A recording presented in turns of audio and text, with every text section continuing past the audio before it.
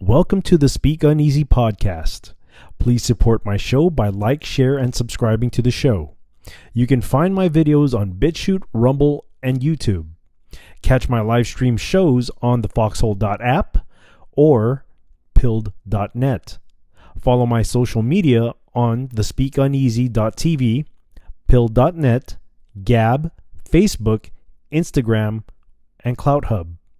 You can also financially support the show by donating to my PayPal, Cash App, Venmo, or visit my merchandise store or join my Subscribe Star. You can also financially support the show by donating gold pills via the foxhole.app or pilled.net. All links can be found on the description box. Thank you and welcome to the bar.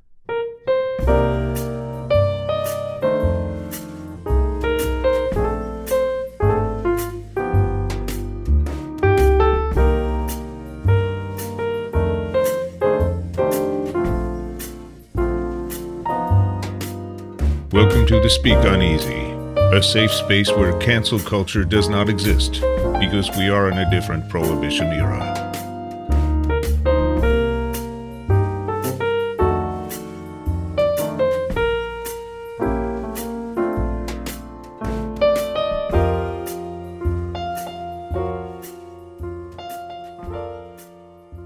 Good evening and welcome to another episode of the Speak Uneasy with your host, the bartender. Tonight's random read is going to come off the second book of Corinthians, chapter 3, verses 7 through 18, the glory of the Lord. But if the ministration of death, written and engraved in stones, was glorious, so that the children of Israel could not steadfastly behold the face of Moses for the glory of his countenance, which glory was to be done away, how shall not the ministration of the Spirit be rather glorious? For if the ministration of condemnation be glory, much more doth the ministration of righteousness exceed in glory. For even that which was made glorious had no glory in this respect, by reason of the glory that excelleth. For if that which is done away was glorious, much more that which remaineth is glorious. Seeing then that we have such hope, we use great plainness of speech, and not as Moses, which put a veil over his face, that the children of Israel could not steadfastly look to the end of that which is abolished. But their minds were blinded, for until this day remaineth the same veil untaken away in the reading of the Old Testament, which veil is done away in Christ. But even unto this day, when Moses is read, the veil is upon their heart. Nevertheless, when it shall turn to the Lord, the veil shall be taken away. Now the Lord is the Spirit, and where the Spirit of the Lord is, there is liberty. But we all, with open face, beholding as in a glass the glory of the Lord, are changed into the same image from the glory to glory, even as the Spirit of the Lord. Once again, this random read came from the second book of Corinthians, chapter 3, verses 7 through 18, the glory of the Lord. I gotta be honest about this read. This has got to be one of the most difficult reads that I've ever encountered. Ever. I don't know how to decipher that. I don't know what kind of message God is giving me with that. Prior to me recording this episode, I read it. And I read it and I read it and I read it. And I still can't figure out. I still can't figure out what the message is there. You know? Maybe somebody out there who listens to this podcast, who's more in tune with the Bible, like who knows more about the Bible, can understand that reading. But for me, I can't understand it. I'm trying to grasp like certain things in there that I understand they're saying, but it's still very difficult for me to decipher. So as much as I really want to give my take on when the random read is, I honestly, I got to be honest about this one. I don't know what's being said. I just, it's difficult. It's a very difficult read. I've reached out to a few people too, prior to me recording, and they even found it to be very difficult. So I'm sorry. I mean, I really want to. I would really love to give it my take on what God is trying to tell me, or trying to tell you, or maybe you can interpret that for something that He's telling you, because I really would love to know what that message is. I'm sorry. So that is the random read for the night. I'm sorry again. I'm going to keep apologizing for it because, one of my things is to make sure that we have an understanding of what of the random read is. So there it is. There it is. So tonight, the cocktail that we will be making tonight is called, we'll be making the Jack Rose. The Jack Rose. A little history on the Jack Rose. And this one comes from, the website mainspirits.com. Mainspirits.com. It was posted on December 10th of 2019. Article reads, wait, let's give credit to the person who wrote the article first. I don't see a name to this article. Anyways, article reads, straight up, the history of the Jack Rose. The Jack Rose is making a comeback, but here is its history. Welcome to our next classic cocktail deep dive, the Jack Rose. While cocktails mainstays like the Martini, Manhattan, and Daiquiri have never gone out of style, the Jack Rose is a classic cocktail that hasn't fully pulled off its comeback. Yet, this tart, light, fruity cocktail is built around citrus grenadine and a wildly interesting but little-known spirit, Applejack. While modern examples of Applejack can be thought of as American apple brandy, Calvados would be a French equivalent, essentially a spirit distilled from hard cider. In the 17th and 18th century, Americans used a primitive technique called freeze-jacking to turn hard cider into Applejack, sometimes called Jersey Lightning. The process involved freezing casks of hard cider during the winter months, removing the ice pure water that formed, thereby making that was left a thicker, more potent beverage. Sounds good. While the historical version was syrupy and yeasty and possibly toxic, the modern version is distilled no different than brandy, whiskey, or rum, and is just as refined and delicate as any cognac. Nevertheless, Applejack has been in decline since the 1800s, when more traditional spirits, bourbon, rum, gin, vodka, that use grain or sugar cane became more economical to produce on a larger scale than fruit spirits, which is why a cocktail like the Jack Rose is such a rarity. So when did the cocktail first appear, and who invented it? One exciting story goes that it was named after a mobster, Jacob Rosenweig, also known as Bald Jack Rose, who liked to take his Applejack sour with a dash of grenadine. But as much as we like to tell you that the cocktail was named after an infamous gangster, the Jack Rose cocktail has been popular and widespread well before the height of the Bald Jack's career. If we forget Bald Jack, the two leading claimants are Frank J. May and Frank Haas. Frank J. May was a mixologist of Gene Sullivan's Cafe in Jersey City. And in 1905, Frank J. May took out an ad in the Police Gazette claiming to be better known as the Jack Rose and is the inventor of a very popular cocktail by the name. But cocktail historians are confused as to how or why Frank May would be nicknamed Jack Rose, and how, if May's claim is true, the cocktail's use of Applejack and its rose hue could be completely coincidental. So we're left with Frank Haas, veteran bartender at Eberlin's on Wall Street, as the most promising candidate. A reporter all the way back in 1899 wrote about drinking a Jack Rose with Frank Haas at Eberlin's, and Frank later claimed in an interview to have invented the cocktail.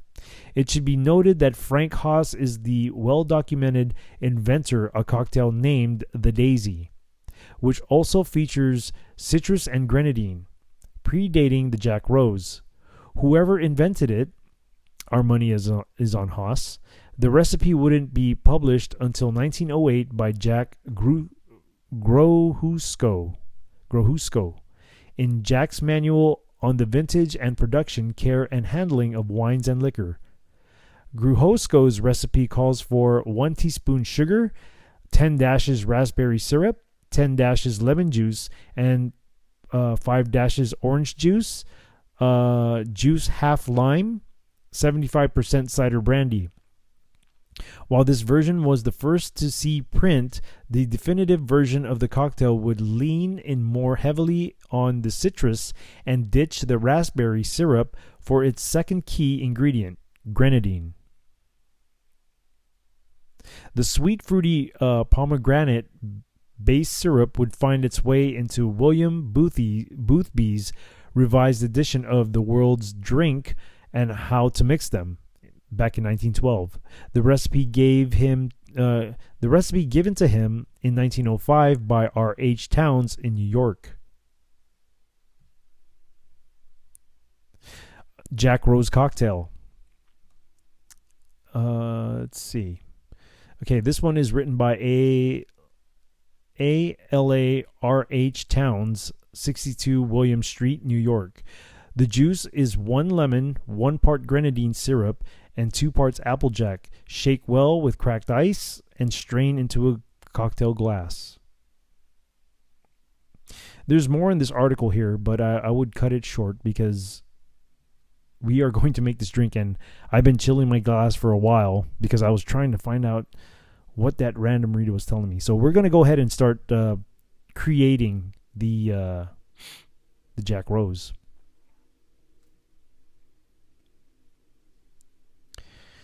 Give me a minute here, and we will start making the Jack Rose.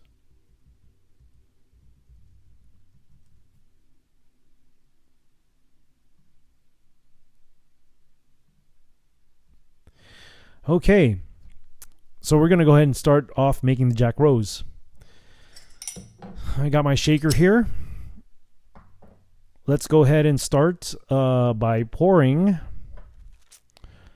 We're going to do, it's calling for 2 ounces of Applejack. And tonight, I couldn't find any Applejack at the liquor store. So, this smells, oh my goodness, this smells like apple juice. Okay, so what I have here is Calvados Berneroy Fine. It's a brandy, apple cider brandy, I guess. So we're going to go ahead and do... Okay, we're going to do... I think we're going to go ahead and do 3 ounces of this thing. It smells really good. It smells really good. So instead of 2 ounces, let's do 3 ounces of that. Let's booze it up, yeah? So we got 3 ounces of the Applejack. Now we're going to go ahead and squeeze out. We're going to squeeze 1 ounce of fresh lemon juice.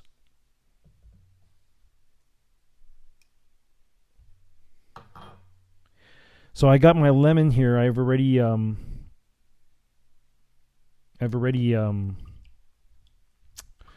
I've already sliced it, so I'm just squeezing it now and straining it inside the jigger. So we're going to do roughly about 1 1.25 lemon juice, because we added a little bit more Applejack to this thing. So let's squeeze out about 1.25 ounces of lemon juice here.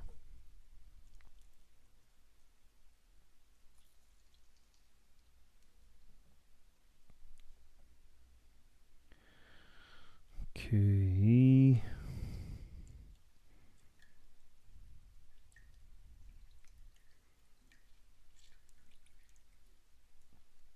Just give me a minute, man. We're squeezing this thing. We'll make sure it doesn't make a mess and get on my computer at the same time. So please excuse me. Wish I can play some cool music while we do this, but I don't know how to do that right now. Okay, there it is. We have about 1 ounce and 1.25 ounce of lemon juice. Next, we're gonna put about let's go 3/4 of grenadine, because, like I said, we've added a little bit more. Let's give this a shake before we put it in the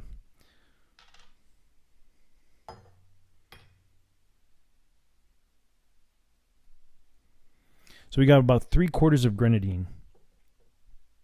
Put that into the shaker here. And right now I have my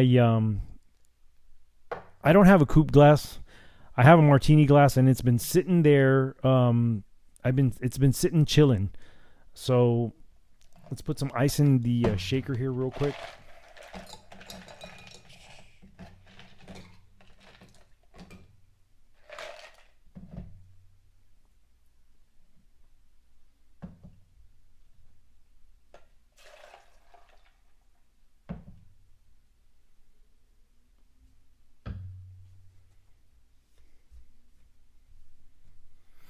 All right, we got this whole thing inside the shaker now, and now for the shake.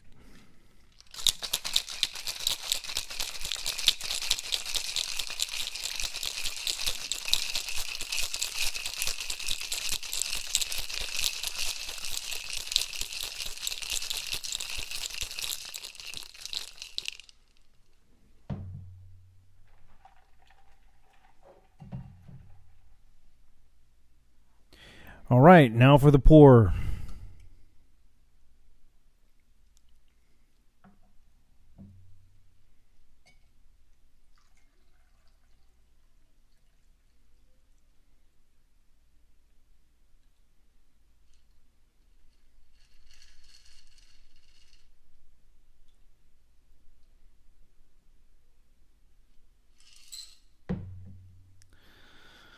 All right, now we got the Applejack. So now for the moment of truth, the taste. Here we go. Salute.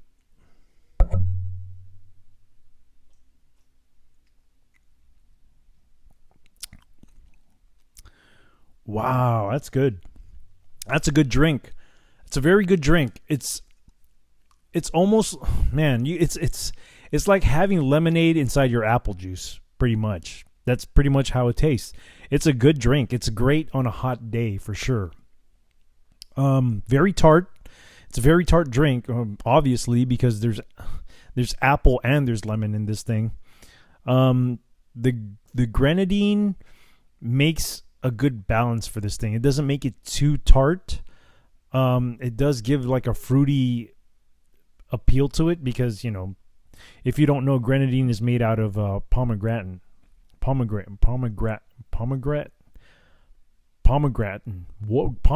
whatever the hell you call it. So anyways, there you go. The Jack Rose. Cheers. And on to the show. So tonight's first article is going to come out of the website that I usually go to, which is a sister website called libtards.news. This article was written by Ramon Tommy, and it was published in July 22nd of this year. Article reads, Pronouns puked. California strikes down law that punishes the, quote, misgendering of LGBT. A California appeals court ruled that a state law punishing care home workers for misgendering their elderly wards was unconstitutional. The California 3rd District Court of Appeals July 16 decision sided with the First Amendment speech protections, with all 3 judges in the panel ruling unanimously. Because of the July 16 ruling, care home staff no longer needed to worry about being penalized for using pronouns that were inconsistent, with elderly residents' claimed gender identity. The court's decision pertained to the lesbian, gay, bisexual, and transgender, also known as the alphabet group, right? Long-term care facility residents' Bill of Rights, which was signed into law by former California Governor JB himself, Jerry Brown, in 2017. It banned long-term care facilities from discriminating based on people's sexual orientation, gender identity, gender expression, or HIV status. The California legislature added it to the state's health and safety code in the same year. Democratic State Senator Scott Wiener, oh my gosh, what an appropriate name for this article, huh? Said in 2017 that he wrote the bill due to the reports of elderly LGBT people being mistreated. He added that LGBT seniors face special challenges that were not covered by existing nursing home laws. We have a number of advocacy organizations that are very excited about the bill that helps us get it passed. They are definitely putting the word out that people living in long-term care facilities have these protections and should be aware of them, Wiener said. I wonder if he's related to Anthony Weiner, huh? I don't know.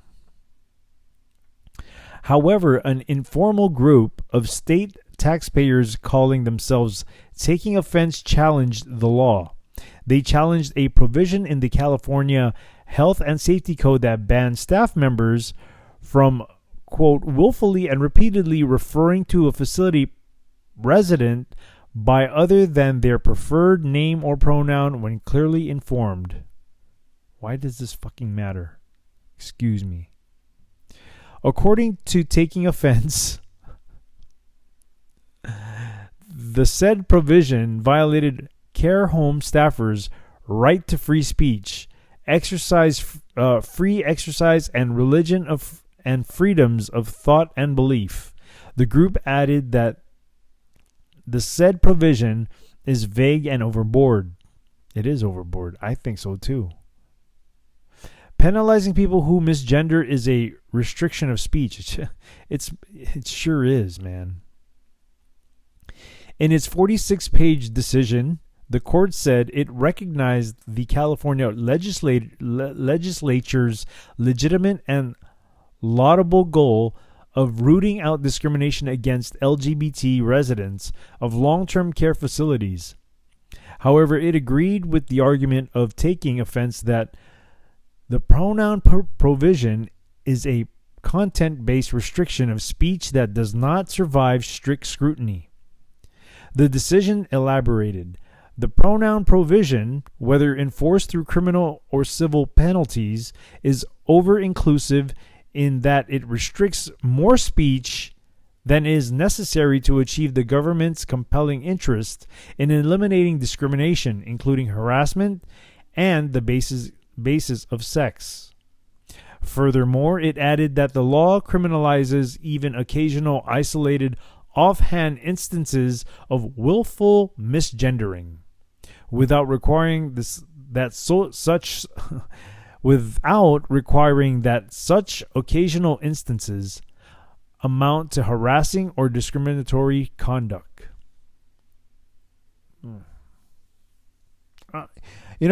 As I'm reading this, I'm kind of, I don't know, I'm scratching my forehead and thinking to myself, how have we come to this? I don't know. The Epoch Times reached out to California Attorney General Rob Bonta for comment about the ruling. However, it did not receive a reply by press time. Many have disrupted the concept of gender identity as it went against the long-established truth of male and female being the only two genders. However, social media platforms have contributed to the promotion of the concept.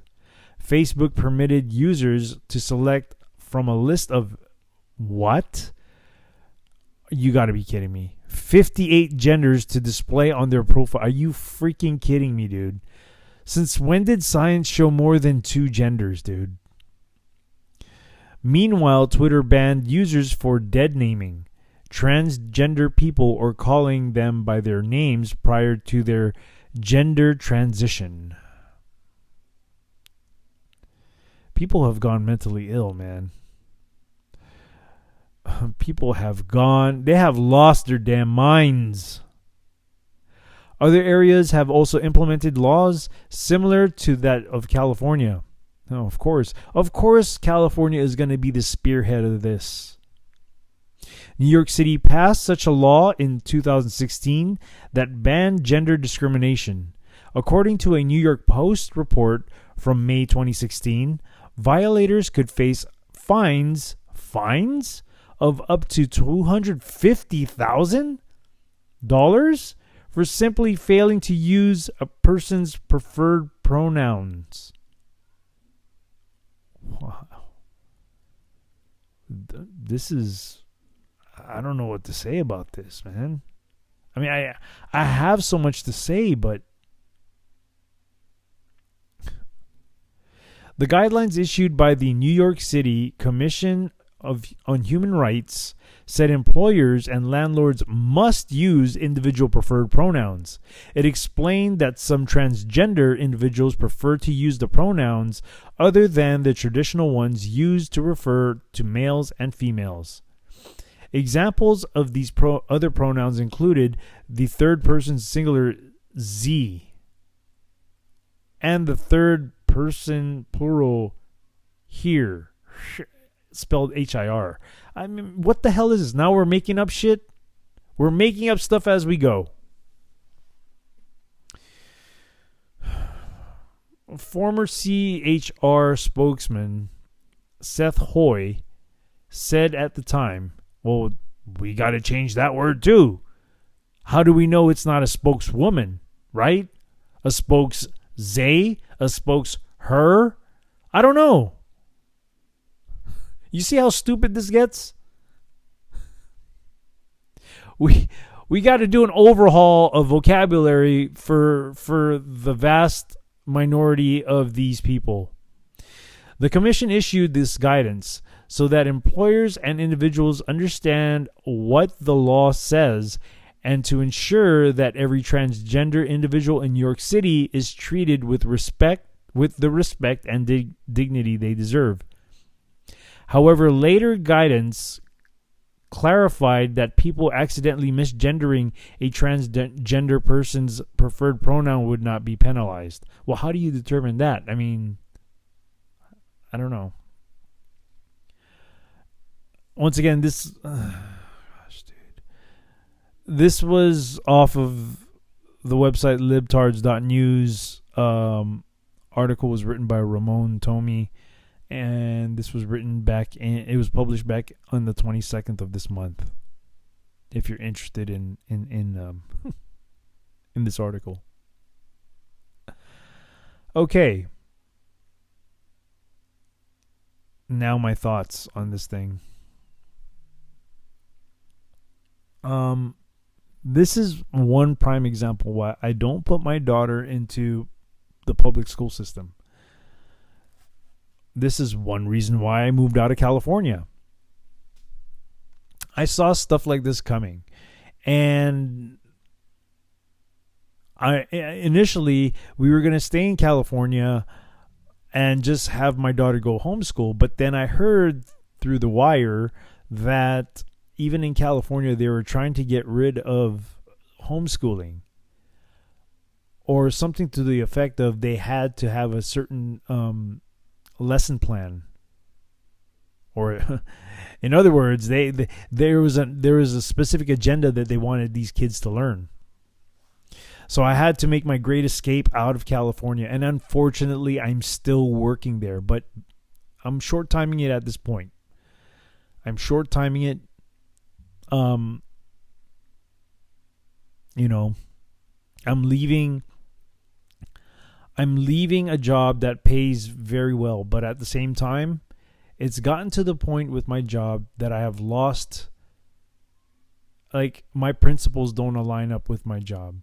And it's come to the point where I have to leave, because if I truly say the person that I am, if I truly say that I am a patriot and I believe in everything that I stand for, then I must leave.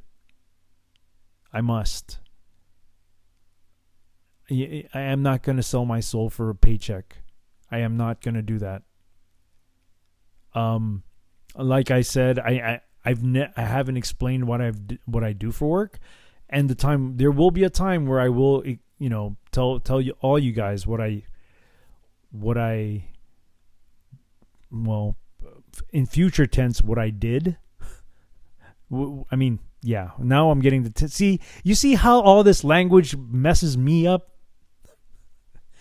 This whole misgendering thing, and now I can't use the correct word for what tense I'm using. So what I'm trying to say is that I will explain one day when I'm not at my job anymore what I do. If you understand what I'm trying to say. My head is spinning. What do you want from me? But yeah, this is exactly one of many reasons why I had to leave California. This is ridiculous. The majority of people are not in the alphabet crew. Okay? The majority of people are not. And the vast majority of people don't care about who sleeps with who. Me personally, I judge people on how they treat me. It's called character. It's not called race. It's not called sexuality. It's called character. It all depends on how the person treats me. So if the person treats me with respect, then it comes back to them, right? I mean, that's how I grew up. I got along with people who got along with me. And if I didn't get along with those people, it not necessarily didn't, how do you say? If I was not cool with that person, it's because we just had our differences, and most of the time it had nothing to do about what their race is or what their sexuality is. Our personalities just don't mesh. Some people just can't stand to be next to somebody just because of the person they are. And when I say the person they are, I'm talking about personality. I'm not talking about the skin color or their orientation of who they want to sleep with. Sometimes we just don't get along with people. Even if we tried. People have different. A lot of us have different cultural upbringing, right? That could be one of it. A lot of us have different belief systems that don't work well together. That's perfectly fine. This is America. I mean, this is where we have freedom to be who we are, not because of our skin color or our sexual orientation. Beliefs is a different thing, okay? Because that kind of molds the kind of person you are. Skin color and who you sleep with don't. They don't. It's a characteristic of you, but it's not one of those things that you can get into deep, intimate detail with somebody about. I mean, meaning you don't know a person just straight. You don't know a person just straight up because the color of their skin, right? You just know that, okay, so that person is yellow. Let's take Asians, for example. That person's yellow. That's all you know. But you don't know that person. You don't know what's in their mind. You don't know what's in their heart. And the only way to figure that out is to actually have a conversation with them, right? And then when you start talking to them and that's when you feel you have a connection, is when you start talking to them. That's when you can vet them out, whether you guys are going to get along or not. It has nothing, but sometimes I would say this, and it has nothing to do with the skin color. It's more of cultural belief system. It's a cultural belief system sometimes, because I'm Asian. For example, I'm Asian. I mean, I'm using Asians as an example, but I am Asian. I'm sorry to confuse. But so here's a good example. Chinese people and Japanese people, they don't get along. And that has nothing to do with race. Because as a race, they're still considered Asian, right? They're all under the umbrella of Asian. They have cultural differences. They have historical, there's history there that makes them disagree with, which makes them disagree with each other. There's history. So it has nothing to do with their skin color nor who they sleep with. It's all because of it's because of what's within them, not what's outside of them. You know? And with the whole sexual orientation thing, a lot of them love to freaking advertise that they are. I mean, I don't care about that. I really don't. I have a few friends who are gay. Very nice people. Very nice. But they know their boundaries. They know not to bring, they don't try to push their homosexuality, like for me to be one of them. They don't force that upon me. So, I don't care who they sleep with, but you ain't sleeping with me, because I'm not into that. And that should be okay. Some people like ice cream, some people don't. I don't know. Some people like combo pizza from Costco, and some people don't. They'd rather take the pepperoni and cheese pizza. I don't know. It's all preference of what you want. I'm just saying. So, yeah. I mean, this is all I got for this. I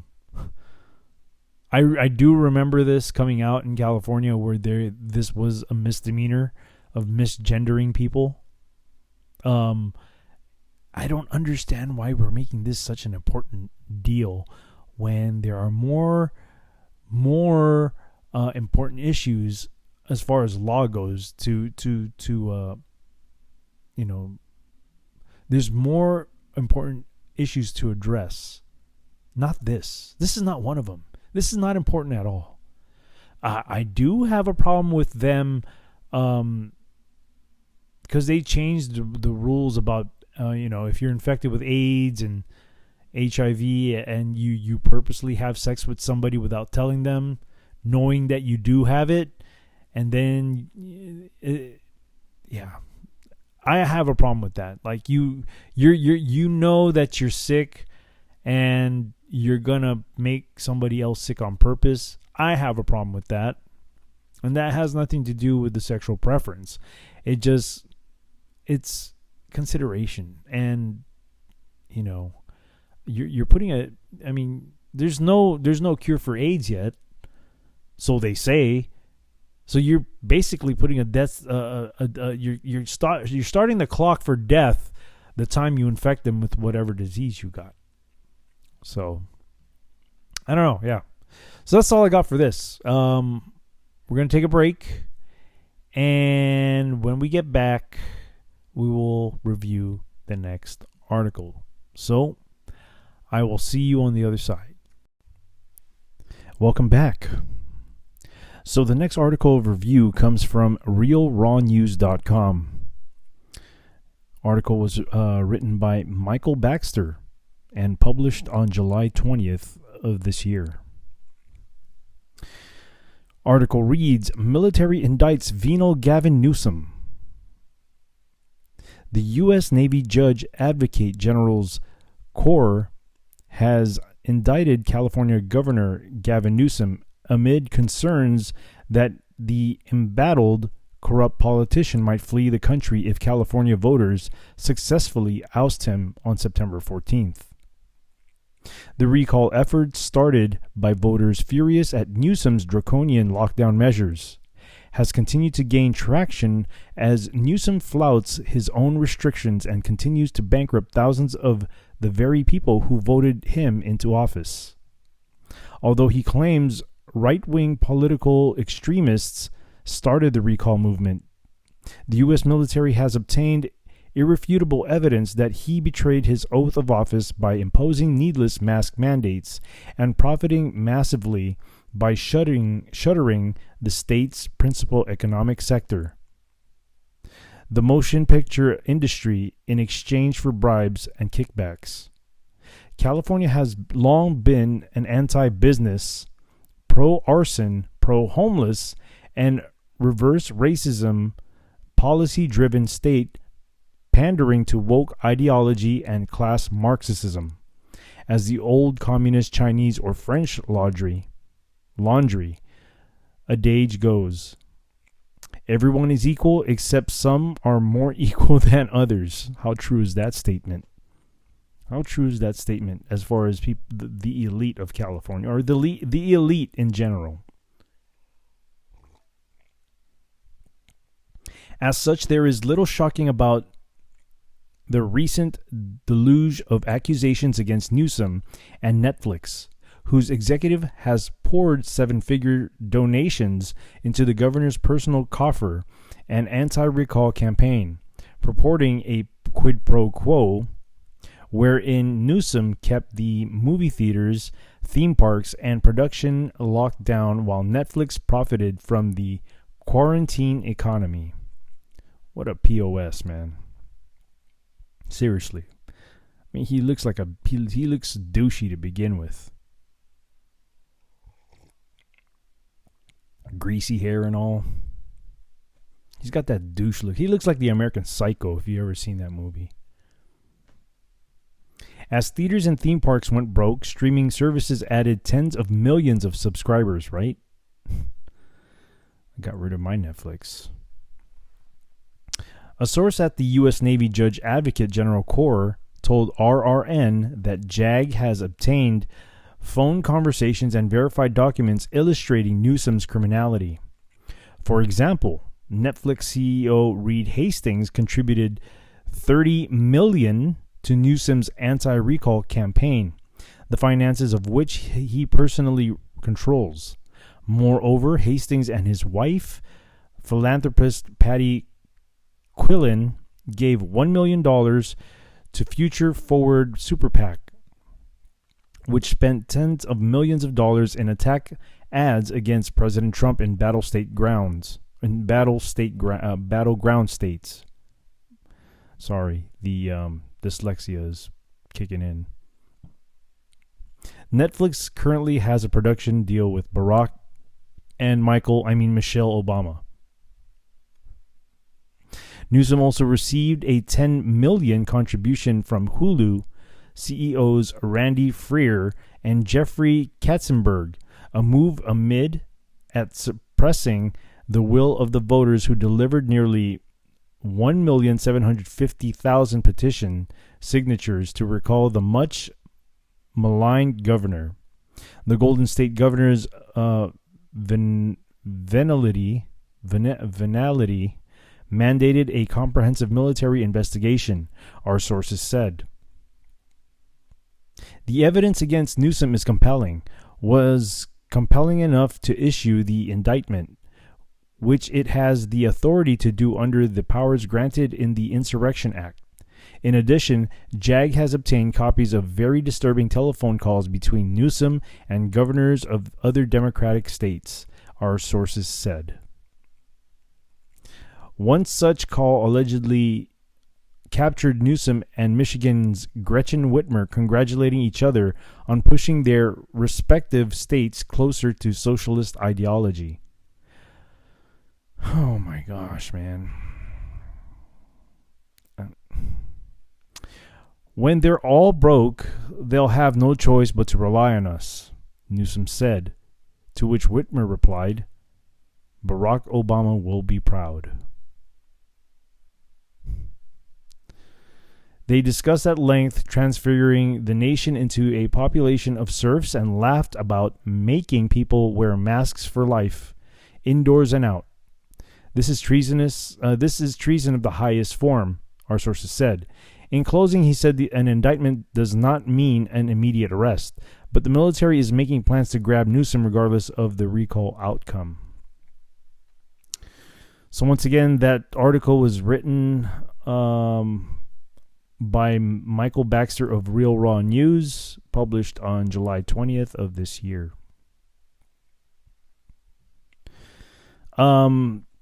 Mind you, I have no sauce on this. This is just articles that I read. I never get into the sauce of things, only because it's very time consuming to do it, and I'm not trying to be lazy or anything like that, but I only have so much time I can do in a podcast. On my own free time, I can go ahead and do sauce digging on this. I hope it's true. The only reason why I read stuff like this is because I want to, I want to have a discussion about it. We're having discussions on possibilities of things like this happening, right? I mean, it's possible. It's very possible. Sure. I mean, I think he's gonna lose his seat. I really do. He's gonna get recalled. And California has a really good guy on the horizon right now running for governor, Larry Elder. He is a great candidate for that state. He can rebuild that state. He's a very intelligent man, no nonsense. He's a very no nonsense guy. I used to listen to his radio show back in the old, back years ago, and he's one of those guys who is a no nonsense, no excuses guy. You just do it. You just do it. But I understand that only having just one person change in the whole state of California is not going to be the end all be all, as we saw with the last president that we had. There were a lot of moves that happened during Trump's era, during Trump's presidency, but a lot of things didn't get done because he's not the way our system works is it has to go through Congress too, and that was a battle in itself. So, do I see good things to come for California? I sure do. But Larry Elder, if he becomes the governor of California, it's not. I mean, he's not going to be the end all be all. He is going to be the beginning of something really good to happen to California for sure. And California needs it. California it's been a toilet bowl. It's been a toilet bowl for years. It really has, because of these liberal policies, these money funneling policies that these politicians vote for.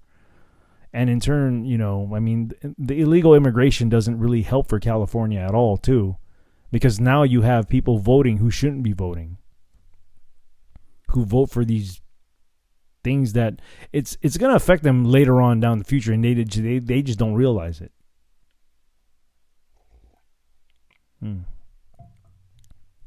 So do I think this holds water? It's possible that it can hold water. I mean, the proof is in the pudding, right? I mean, his actions towards the state with these mandates for the muzzles and locking down the state and stuff. Yeah. I totally see the crimes committed there, right? Crimes against humanity. Like he's bankrupting a lot of businesses, and California has been an anti-small business state for such a long time. That is one of many reasons why I moved out of California. Texas is an awesome state, man. I mean, it was easy to start a small business here. They're very pro small business here. I have yet to find out how running a small business here in Texas is, but I don't see the loopholes that California has for small businesses when I do the comparison between the two states. I don't see the loopholes. But then again, I think, it also depends on what kind of small business you're opening up. So I really hope California gets its stuff together, and I'm really hoping that hoping that I don't like using the word hope, because it doesn't it's the word hope, the word hope is not a it doesn't sound positive, right? But my faith in the people of California, you got Larry Elders there, man. I mean, what an amazing guy to step up and actually, take on being the governor of California. Oh man, if he wins, I see a lot of great things coming. A lot of great things for that state. But it also depends on what people put in for their own local governments in California as well. Because everything starts from the bottom. It starts from the bottom up. It doesn't start from the top going down. It starts from the bottom up, right? Just like when you build a house, you need a strong foundation in order to have a very strong house. So everything that changes from the bottom going up, that will make a very huge change for California. It will. And I lost faith in California, but hearing that Newsome is being recalled sounds like an item, right? It sounds like an item from like I don't know, like a computer item or something, like a car or something being recalled. I kind of see promising things if this progresses into starting from the local all the way up, right?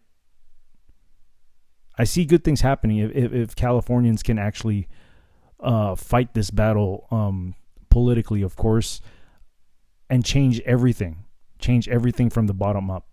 I see good things, and California will be one of the greatest states if the people act upon what they're supposed to be doing to fix the problem. But at the same time, as I'm saying all these things, the thought comes into my head that a lot of great California people, a lot of what am I trying to say here? A lot of conservatives have moved out of California as well. So that's another battle in itself too. There are Californians who have stayed and believed to stay there and fight for that state, but a lot of Californians as well have left the state. I myself lived there 2 years ago, and I left because I didn't see anything good coming. But with Larry Elder putting his name out there for an election, he's the beacon in the darkness. He's that little spark of light, hope in the darkness, because I honestly think that he would be great for that state to rebuild it. No nonsense guy. No nonsense.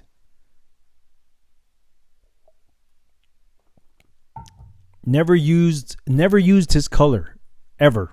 Never.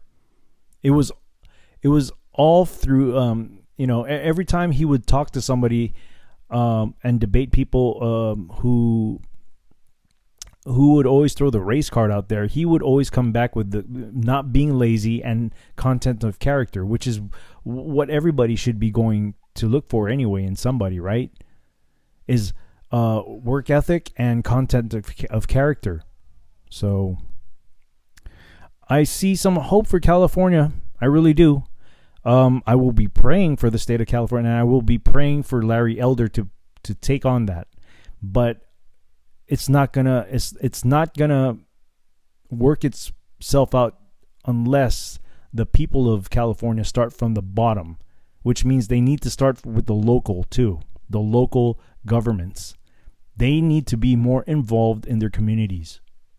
Matter of fact, even though my daughter doesn't go to the school boards here, I'm going to start to go to school board meetings, because my tax dollars eventually go to them, right? And I want to know where the money's going. So I think I need to start, putting my 2 cents into this and see what's going on here in the local government here in the city I live in. It's important. It's important because we don't want this to happen again, where communists have infiltrated every spot of government. We don't want it to happen again. We want to be able to catch these infiltrators, in the beginning, so we don't have to let them in. And just, I don't know, it's just a thought. So that's all I got for today. I hope that you guys have enjoyed the report today. It's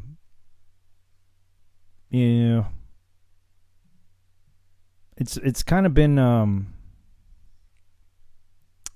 I don't know. It's lately for me doing the whole podcasting. It's been kind of overwhelming for me because I have been trying to balance everything out that I have in my life, and it's been difficult. Sometimes last minute things for the podcast happens for me, and I hate that because it doesn't give me time to give you guys quality stuff. But at the same time, I travel back and forth every week, and I'm not trying to make excuses here because I'm still on the go. I'm still doing things. And on top of that, my daughter who DJs, who does live streaming DJs, I'm beginning to take that up to the next level for her. So I'm managing her stuff as far as that goes too, because she's got that skill. And I want to hone in on that, and I want to help her get better at that. So then she'll be able to use that when she gets older. I'm just trying to expand on what she's able to do and help her become better. So now I'm managing her whole DJ thing. I'm traveling back and forth for my normal job, but hopefully that stops in about a couple of months. And then I got this podcast, and then not only that, but once I quit my job, I need to find something I need to have at least a part-time job here where I live in Texas, to supplement what I do for the podcast. I need the extra time so I can take the podcast up to the next level. And I won't be able to do that without your help. It's very important for me to do this. It really is. And the reason for that is the times that we're living in right now. We need each other. We need we need voices out there of reason for people that are, that feel down, that need to come to somebody to encourage them that it's not all bad. Like, we have to go through things we have to go through bad things in order for us to gain that strength.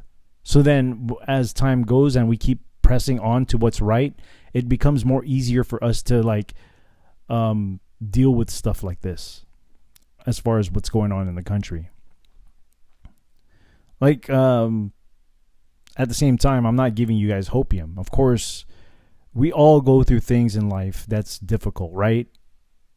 There's going to be challenges, but that's okay. We should embrace those challenges. We really should. And that's what makes us tougher, right? That's what makes us tougher. There's nothing wrong with them. Embrace it. Embrace it, own it, and kick its ass is what I'm trying to say. So, yeah, that's where I am right now. And I'm also trying to get my wife more involved in managing my website, because I need to. I mean, I've spent so much money on that website that I need to start using it more often. And I can't do everything on my own. I really can't. I need some help. I fall behind a lot. Like, my website is lagging right now. I haven't uploaded content there I haven't uploaded a few, in a couple months, I want to say, because I'm so busy, But that's why I need my wife more involved, and I think that's going to even build my relationship with my wife even better. I mean, it's good right now, but if we can get to the best, that'll be the ultimate. We'll be inseparable, and we work well together. We really do. We really do. So, thought I'd share that with you guys. Please, like I say all the time, support this channel. Support me via my PayPal, my Venmo, my Cash App. I do have a merchandise store too. Check that out. I'm gonna try today to try to push out my new design for the clothing and for the merchandise. And I think you guys will absolutely love it. Shouts out to Philly Q out there who made the design. If you're on the Foxhole or pill.net, you might want to hit her up if you're interested in any artwork. She did a great job as far as what she designed for me. I'm actually proud of it. So, well, that's it for today. And I hope to catch you on my live stream every not Wednesdays, but every Sundays. I'm on the Foxhole or the foxhole.app or pill.net under the Speak Uneasy. My shows run at about 7 p.m. Central Time every Sunday.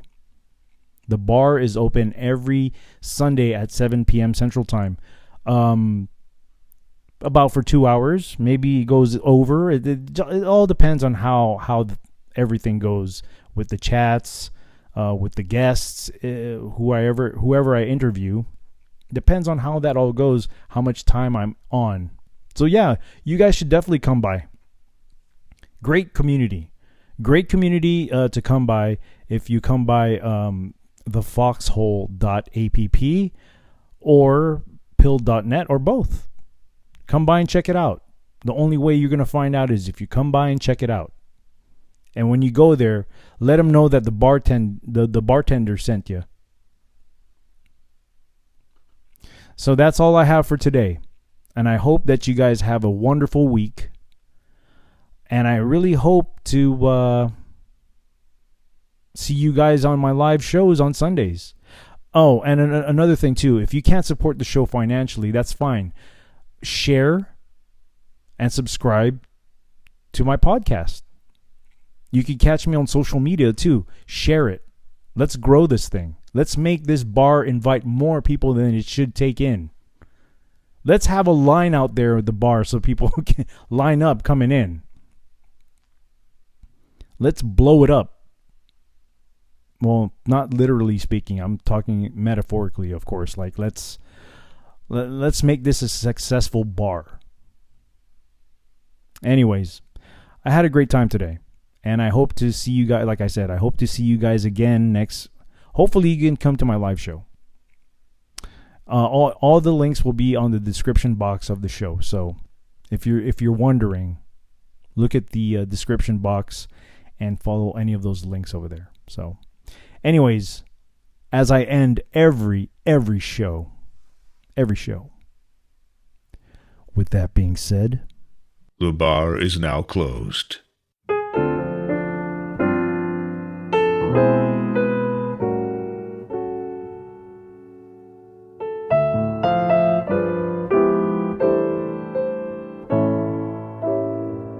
I can't help but wonder if I'm under a spell. It's more than a passing notion. I've never fallen with such devotion. I can't help but wonder if it's only a dream. Am I naive or can I believe that things are really as they seem? Can anyone explain how to understand what's true?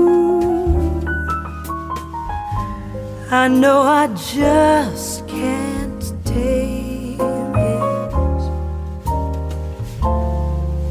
Whenever I'm with you,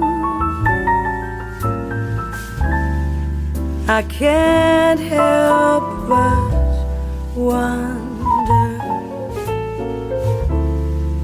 if you wonder about me. 'Cause lately I can't help but wonder how wonderful this might be.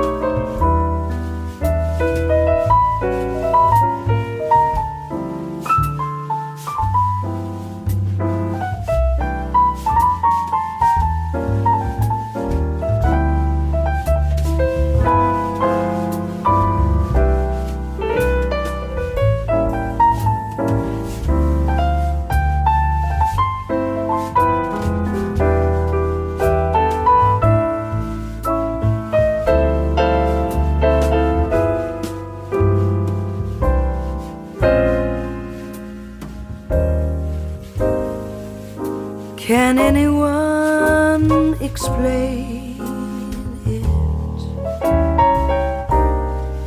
How to understand what's true?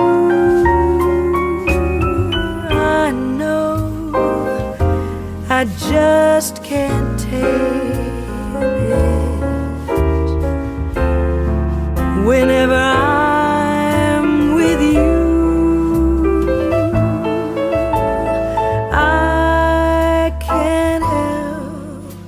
but wonder if you wonder about me. 'Cause lately I can't help but wonder how wonderful this might be. 'Cause lately I can't help but wonder how might